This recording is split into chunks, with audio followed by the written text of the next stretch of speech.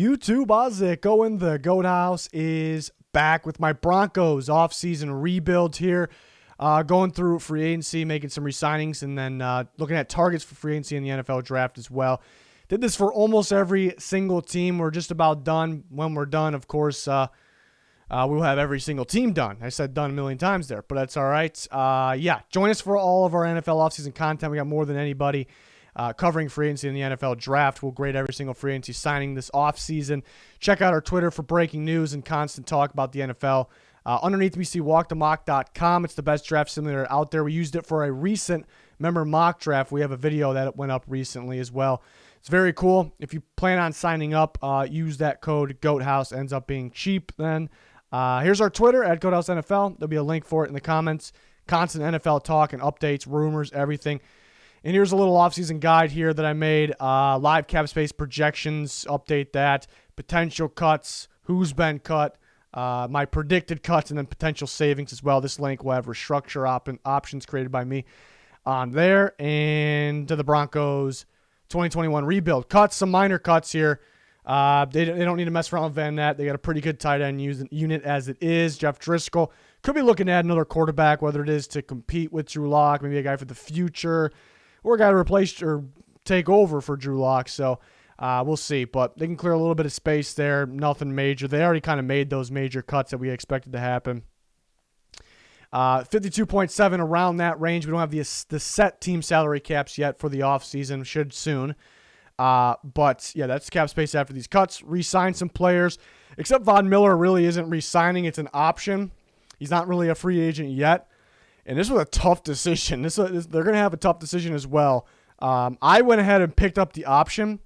But the cap space, it's any cap space that you see for the Broncos, it already factors in Von Miller's cap hit.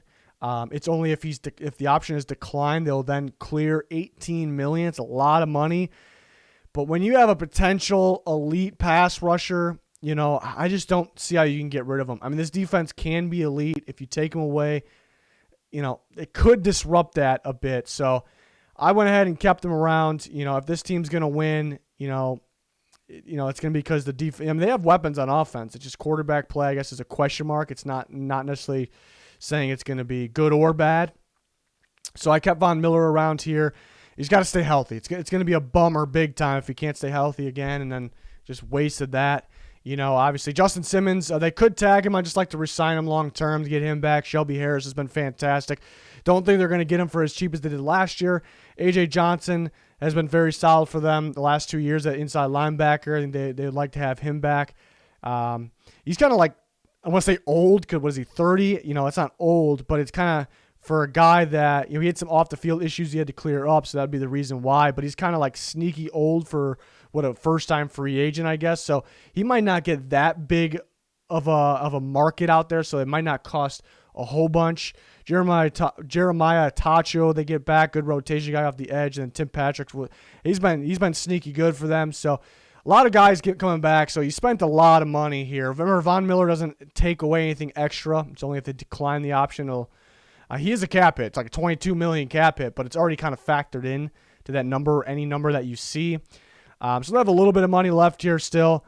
And then I wanted to go the corner route in free agency. A lot of people talking about going the corner route in the draft, and they may do that. There's some good corners, but I'm playing GM here. I like going this corner route in free agency. Go big with a guy like William Jackson from the Bengals. A lot of upside, already a pretty damn good corner. These rookies take quite a bit. Even the great ones, they don't.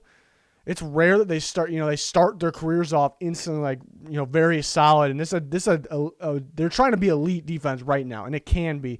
So I would like for them to get a guy like William Jackson. I would like Jayon Brown. They need more speed next to A.J. Johnson.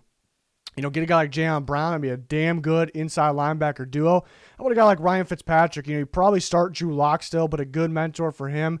And if he needs to fill in, that's obviously solid option. So then you don't have to take a corner for in the first round of the draft here. Complete that last piece of that offensive line. Get a guy like Rashawn Slater. He can play right tackle for them. I also think he'd be a dominant guard, but in this case, he play right tackle. DeMar Dotson got too many injuries. You want to complete this young offensive line. It could be a very good one if you complete it. They can grab another corner here, Aaron Robinson, who I like outside and inside, familiar with man and zone coverage, so Fangio will like him. They have Bryce Callahan, who also can play both. So it'll be Callahan probably plays a slot. Aaron Robinson probably plays outside. So that could be an ideal pairing with a guy like William Jackson as well. And they could add an edge rusher for the future as well, because Von Miller could be only one more year with that option here. Quincy Roche I view as a fit in Fangio's scheme as an edge rusher. So a very athletic edge rusher. So that would be ideal. We go on to a different option. Again, they mean it's a big need to get that right tackle in there, because that's kind of that last piece of the puzzle. Darrell Williams, a lot of teams could be after him. If a guy like Moton reaches free agency, then there could be two guys everyone's after. There's a pretty big drop-off after them, so the Broncos' offensive line looking pretty damn good if they get a guy like this. Jawan James, we'll see what happens with him. But he was such a good right tackle. It was one of the better right tackles in football when they signed him. There's just not a whole bunch of trust, with him right now, so I would... I don't want to keep any holes in that offensive line, so I would strongly recommend they focus on that. But it's tough. It's tough. I like the fit of Bashaud Breeland in the Fangio scheme. Very physical corner, wants to come up and tackle, can do that.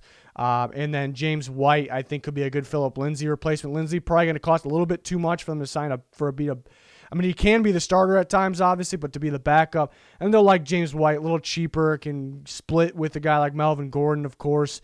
And then you go on to the draft. I think that's a good landing spot for Mac Jones. I do think it's realistic as well. The only knock on Mac Jones is he had such good weapons, talent around him at Alabama. What about the Broncos, though? I think they got legit talent there across the board, running back, tight ends, receivers, offensive line. So I would like Mac Jones there, fitting into that system there, and could take the job from Drew Lock really right away. Jamin Davis from Kentucky, another athletic linebacker that I feel like they're kind of looking forward to plug in there with potentially A.J. Johnson. Maybe they lose him, though. And I think they could use some speed at corner as well, and True Williams. They were lacking cornerback play in general, but I think speed, they were missing that.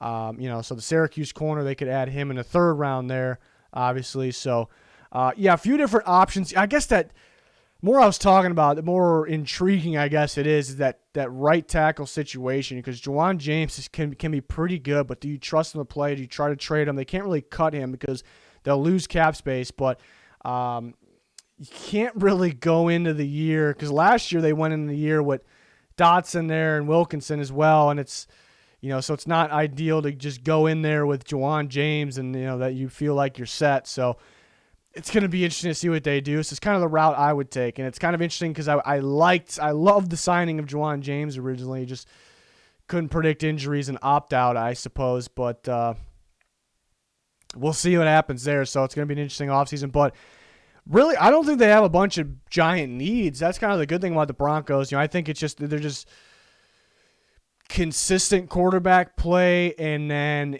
not having as many injuries away from being a really good team, a really great roster here. So we'll see what happens. Hopefully they stay healthy. We'll see what happens with Von Miller. He could end up being a free agent. There was some rumors that, they actually could decline. If he had some off the field issues, if that ends up being a situation, and you decline the option there for sure. So they have to decide by March 17th. And we'll see what they do. So that is my Broncos offseason rebuild there. Did this for pretty much every team. We're almost done here. So we'll see what we got left here for before free agency actually starts. We got some more predictions and different free agency content, NFL draft, of course. So join us for all that. Subscribe, smash the like button, follow us on Twitter. All that would be much appreciated. Thank you for watching the video. Goodbye.